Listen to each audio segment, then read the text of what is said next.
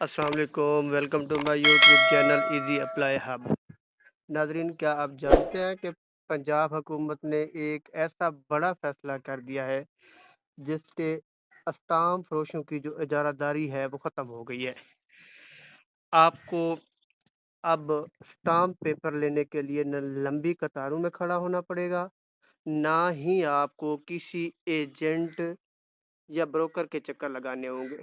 اب ہر شہری گھر بیٹھے چند منٹوں میں on line E stamp paper حاصل اور ڈاؤن لوڈ کر سکتا ہے۔ لیکن سوال یہ ہے کہ یہ پورا عمل کیسے ہوگا؟ کون سی ویب سائٹ استعمال کرنی ہے؟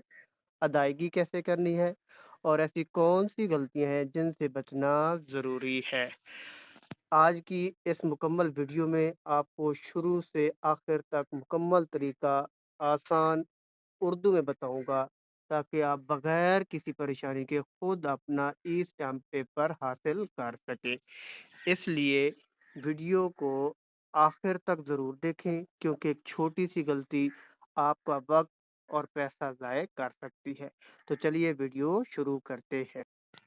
پنجاب حکومت کا اہم قدم، اسٹامپ فروشوں کی اجارہ داری ختم۔ اب آپ کو وکلا سمیت ہر شخص online stamp paper download کر سکتا ہے۔ Punjab e stamp paper online حاصل کرنے کا مکمل طریقہ، step by step guideline. تو سب سے پہلے آپ نے مرحلہ 1، پنجاب کی جو ای اسٹیمپنگ سسٹم کی ویب سائٹ ہے وہاں پر آپ نے جانا ہے، یعنی گوگل پر جائیں تو آپ https://punjab e-stamping system لکھیں گے۔ اس کے بعد آپ کے سامنے جو ڈیش بورڈ اوپن ہوگا وہاں پر آپ نے مرحلہ 2 میں اپنا موبائل نمبر درج کرنا ہے، اور موبائل نمبر جو درج کریں گے اس پر جو نا او ٹی پی آئے گی، یعنی 1 ٹائم پاس ورڈ آئے گا، اس کے ذریعے آپ نے اس کی ویریفیکیشن مکمل کرنی ہے۔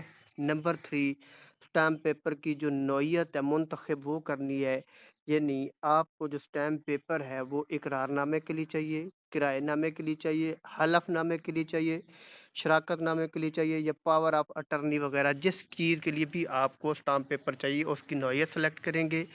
اس کے بعد مرحلہ 4، خریدار اور متعلقہ جو فریقین ہوں گے ان کی آپ نے معلومات درج کرنی ہے، یعنی کہ نام، شناختی کارڈ نمبر اور ایڈریس وغیرہ اس میں درج کرنا ہے۔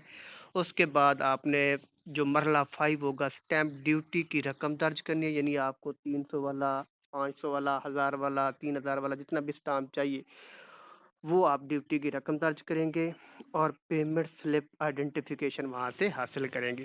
اس کے بعد مرحلہ جو 6 آئے گا، آپ نے کیا کرنا ہے، PIS کے ذریعے مقرر کردہ جو رقم ہوگی وہ درج ذیل ذرائع سے آپ جمع کروا سکتے ہیں، بینک، ATM کے ذریعے، موبائل بینکنگ کے ذریعے، ایزی پیسہ یا جیز کیش کے ذریعے آپ ان کی رقم پے کر سکتے ہیں۔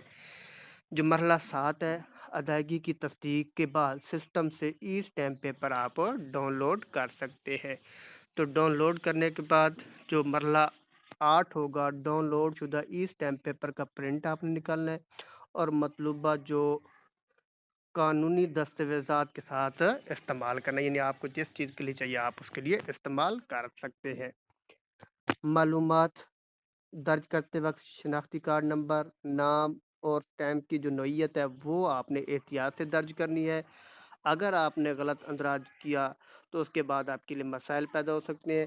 آپ کو اور جو ہے نا اسٹامپ پیپر بنوانا پڑے گا، جس سے آپ کے وقت کا بھی ضیاع ہوگا اور آپ کے رقم کا بھی ضیاع ہوگا۔